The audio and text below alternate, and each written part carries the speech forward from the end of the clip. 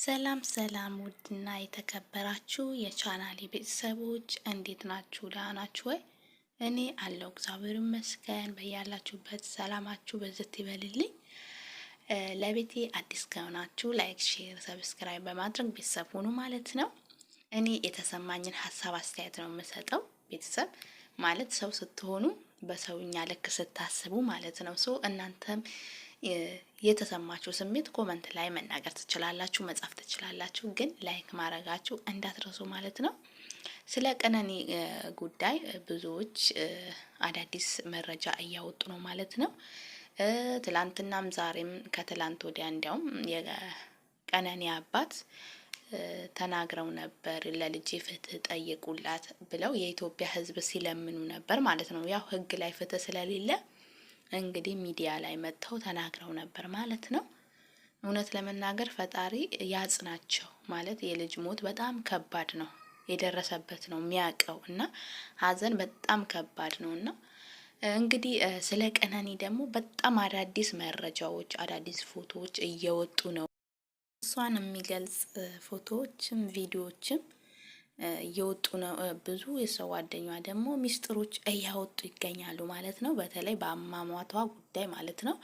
አጎቷም ሲናገር ነበር ስለ ልጅቷ አሟሟት ማለት ነው። ልጅቷ ወድቃ እንዳልሆነ ግልጽ ነው።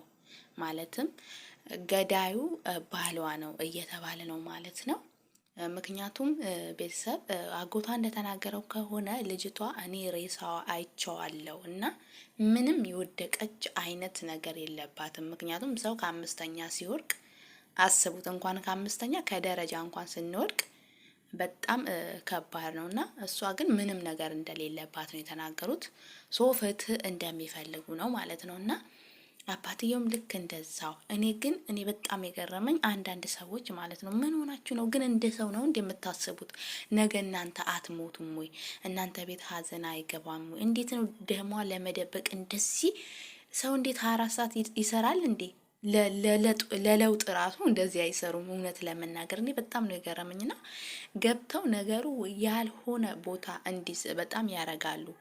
ልጁ ንጹህ እንደሆነ ልጁ እንደዚህ አይነት ነገር እንዳላደረገ ምናምን ማን ሊያደርግ ነው ማለት ይሄ ሁሉ መረጃ ይደበድባታል።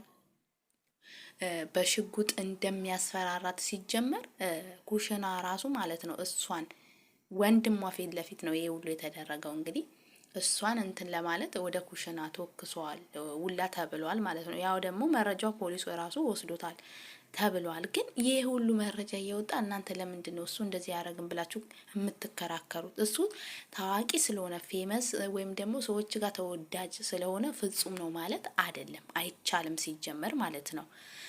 እኔ ማለት የምፈልገው ነገር እናንተ በቅናት ተነስታችሁ ነው እሱን ማለት ታዋቂ ስለሆነ የሱ እውቅና ምናምን እሱ ጋሪ ገፍቶ ወይ ባጃጅ ምናምን ለምን ከምንስ አይነሳ? ማንም ሰው ቢሆን ማለት ነው ዝቅ ብሎ ነው ስኬታማ የሚሆነው። እኛም እኮ እዚህ ሀገር ላይ ማለት ነው አሁን ለምሳሌ እኔ ስኬታማ ነኝ አገሬ ላይ። ከስኬቴ ጀርባ ግን የዚህ ቤት ሽንት ቤት ማጠብ አለ፣ የዚህ ቤት ደረጃ አለ። ብዙ ነገር ችለናል። ብዙ ችለን ነው ስኬታማ የምንሆነው ማለት ነው። እሱ ጋሪ ስለገፋ ጋሪ ገፍቶ እዚህ ስለደረሰ ታዲያ ምን ደርሶ ማለት ምን ሰርቶ እንዲደርስ ነው ትልቅ ደረጃ የምትፈልጉት?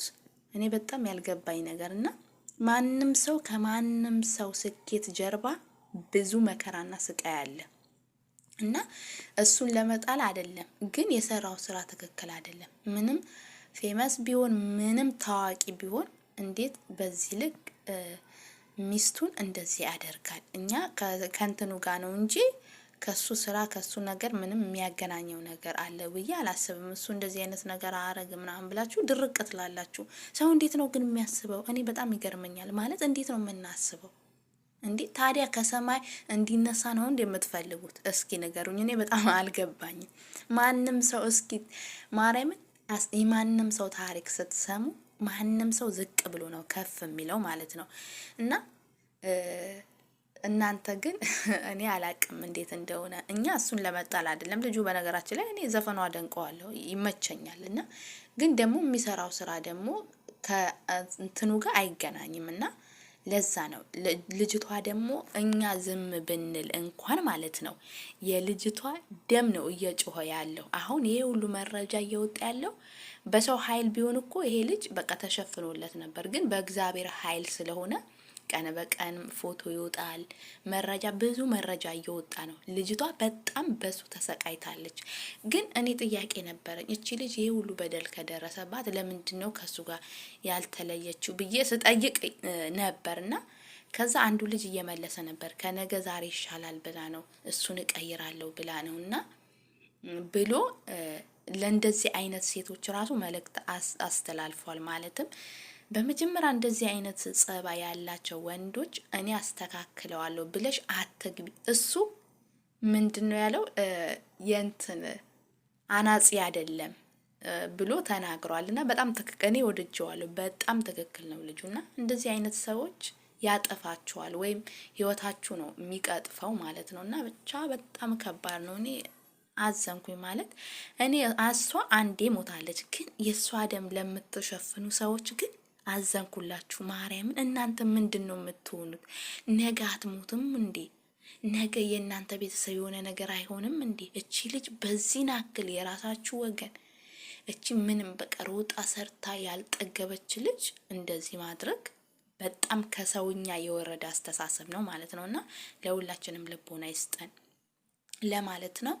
ሶ እኔም ማለት የምፈልገው ነገር ምንድን ነው፣ ባትችሉ ማለት የዚች ልጅ ድምጽ ወይም ደግሞ የዚች ልጅ ደም ማውጣት እንኳን ባትችሉ ዝም በማለት ለቤተሰቦቻቸው ሞራን ስትሉ ማለት ነው ዝም ብትሉ እኔ ደስ ይለኛል። ለምን ለነሱ ሁለተኛ ሞት ነው የሚሆንባቸው።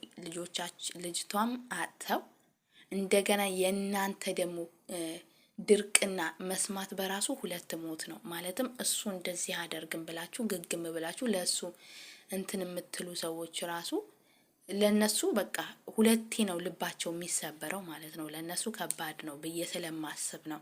ሶ እኔ እንደኔ ዝም ብትሉ በቃ ደማ መድኃኔዓለም መቼም ያው የሰው ልጅ እኛ ሀገር ታውቃላችሁ ፍትህ የለም፣ ግን መድኃኔዓለም እሱ ያውጣላት የንጹህ ደም ስለሆነ ሲጀምር ደግሞ ይወጣል። ደግሞ ዛሬ እኔ በጣም የገረመኝ ነገር ቢኖር ቲክቶክ ላይ ገብቼ እንትን እያየው ነበር። ቲክቶክ በአጋጣሚ ስለ እየተወራ ነበር ስለዚህ ልጅ ስለ አንዱዓለም ማለት ነው። የአንዱዓለም ጠበቃ ምንድነው የሚለው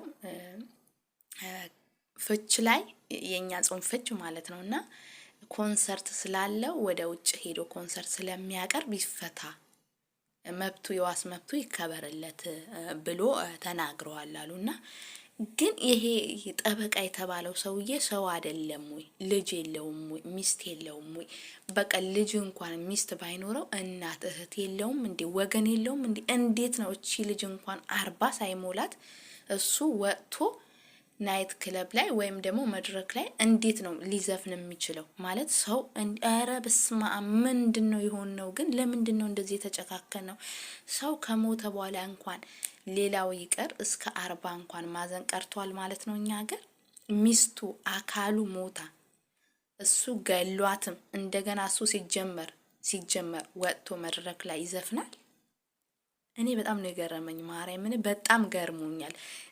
እሱ ሳይሆን ጠበቃው የተባለው ሰውዬ በቃ ለሆዳቸው ብቻ የሚኖሩ ለህሊና የማይኖሩ ነገ እሞታለሁ ብለው የማያስቡ ሰዎች እኛ ኢትዮጵያ ላይ በጣም በዝተዋል። በጣም በቃ የሞተ ሰው በእርግጥ ሞቷል፣ ግን እንዴት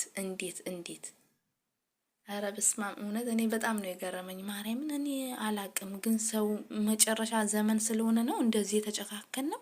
እንዴት እንደዚህ ብሎ እሱ ጠበቃ ሊቆም ይችላል? ሲጀመር ማለት ነው እቺ ልጅ 140 ሳይሞላት ሌላው ይቅር 6 ወርም ይቅር 240 ይቅር ሌላው 140 እንኳን ሳይሞላት እሱ ሄዶ ማይክ ይዞ እንዲጨፍር ትፈቅዳላችሁ ማለት ነው? እናንተ ብትፈቅዱ እንኳን እሱ በምን ስሜት በምን ሞራል ነው እሷን እንደዛ አድርጎ ህይወቷን እንዲወጣ እንዲጠፋ አድርጎ? የእሷ ገዳይ ሲጀመር በትክክል 100% እሱ ነው ተናግረዋል። ጓደኛዋም ራሱ ተናግራለች፣ እሱ ነው ገዳዩ ብላለች። ሲጀመር ገፍቷት ነበር ምናምን ገፋት ማለት ምን ማለት ነው? እና ግን ብቻ በጣም ነው የሚገርመኝ። ማለት እኔ አምላኬ ወይ ሰው ፈጣሪውን ረስቷል እንደኛ ሀገር ምን እየሆንን ነው? እውነት ኧረ በጣም ያሳፍራል። ማርያምን በጣም ነው የሚያሳፍረው። መድኃኒዓለም ልቦና ይስጠን ነው የምለውና አስባችሁታል? በዚህ ደረጃ ማለት ነውና የእህታችን ደም ፈጣሪ ያውጣላት፣ ለቤተሰቦቿ ለጓደኞቿ መጽናናትን ይስጥ። እንግዲህ ሌላ እሷ አንዴ አትመለስም፣ አርፋለች ማለት ብቻ ከባድ ነው። እሱም ደግሞ እንግዲህ ሲጀመር ሰው እንኳን ለመደበቅ ቢሞክር ፈጣሪ እኮ እውነቱን ያውቃል። ከፈጣሪ ማምለጥ እኮ አይቻልም ቤተሰብ፣ ከፈጣሪ ማምለጥ በጭራሽ። ደሙ የሰው እንኳን ደሙ ላቡ እንኳን ከዛ ሰውዬ እጅ እንድታመልጡ ፈጣሪ እንትን አይልምና አስቡበት። ግን እኔ እሷስ አንዴ ሞታለች። ግን ለእናንተ እኔ ያዘንኩኝ ለእናንተ አሁን ይሄ ጭቡ ምንድነው? ይሄ ነገር ለእናንተ ነው የሚቀመጠው። ለልጅ ልጆቻችሁ እኮ ነው የምታስቀምጡት። ፈጣሪ ቅር ይበላችሁ፣ ልቦና ይስጣችሁ። እሷን ፈጣሪ ደሟን ያውጣላት እና ቤተሰብ ላይክ በማድረግ ቤተሰብ ሆኑ ማለት ነው። የራሴ ሀሳብ ነው። ሰላማችሁ ብዝት ይበልልኝ።